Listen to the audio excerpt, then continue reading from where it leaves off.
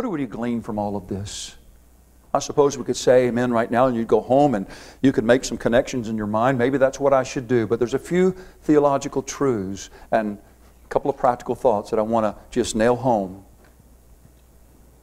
to you. I need to be brief. The first is this. Jesus is the only faithful and merciful high priest in things that pertain to God. He is not a priest after the Levitical line. He is not a priest like Aaron. He's not a priest like the Levites. He's not a priest like Caiaphas and Annas. He's a priest after the order of Melchizedek. Go to Hebrews chapter 7. I am convinced John wants you to think about this because of the way that he presents the record.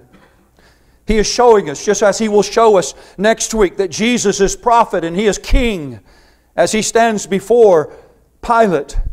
He is showing us here as He stands before the Levitical order, the Aaronic priesthood. He is showing us that Jesus is contrasted with this Aaronic priesthood. He is not like them. In Hebrews chapter 7, beginning at verse 22, by so much was Jesus made a surety of a better testament, and they truly were many priests, because they were not suffered to continue by reason of death. But this man, because He continues ever, hath an unchangeable priesthood.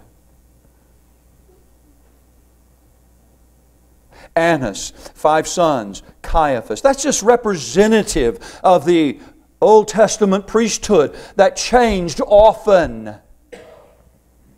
But this man continues forever and hath an unchangeable priesthood. Wherefore He is able also to save them to the uttermost that come unto God by Him, seeing He ever lives to make intercession for them.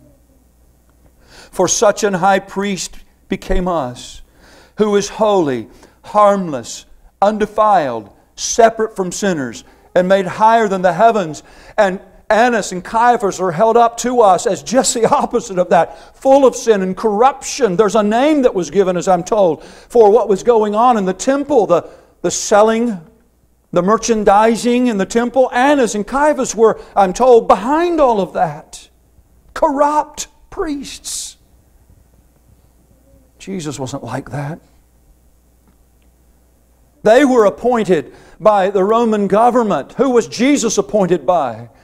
I could go to Hebrews chapter 5 and show you. He didn't appoint Himself. His Father appointed Him. Who needeth not daily, verse 27, as those high priests, to offer up sacrifice, first for His own sins, and then for the people's. For this He did once when He offered up Himself. For the law maketh men high priests which have infirmity. But the word of the oath, which was since the law, makes the Son, who is consecrated forever. The word of the oath is that oath which David writes about in Psalm 110. He is a priest forever after the order of Melchizedek. Without father, without mother, no beginning, no end.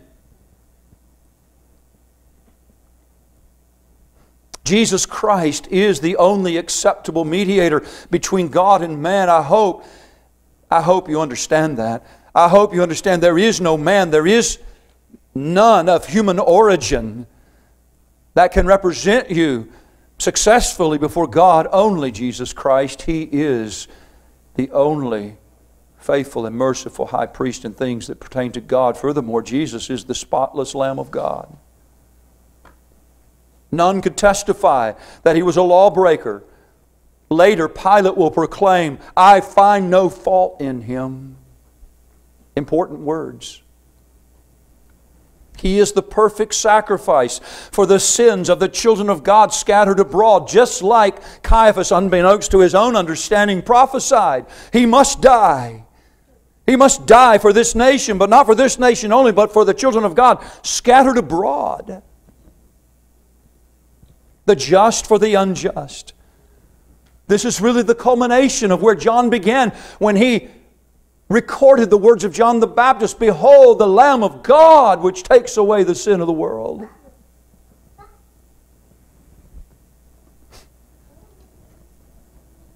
Salvation of sinners. And the stark contrast here that John brings, the other gospel writers distinguish. There's the trial, and then there's the denial, and they're separated. John brings them together. What's the reason? One of the reasons may be to show us that it's sinners like Peter that Jesus is doing what He's doing for.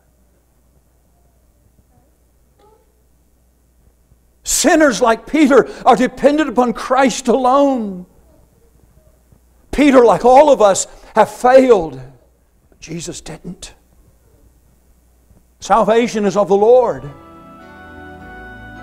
And John is driving that reality home to our minds as he presents the narrative of the trial, the denial.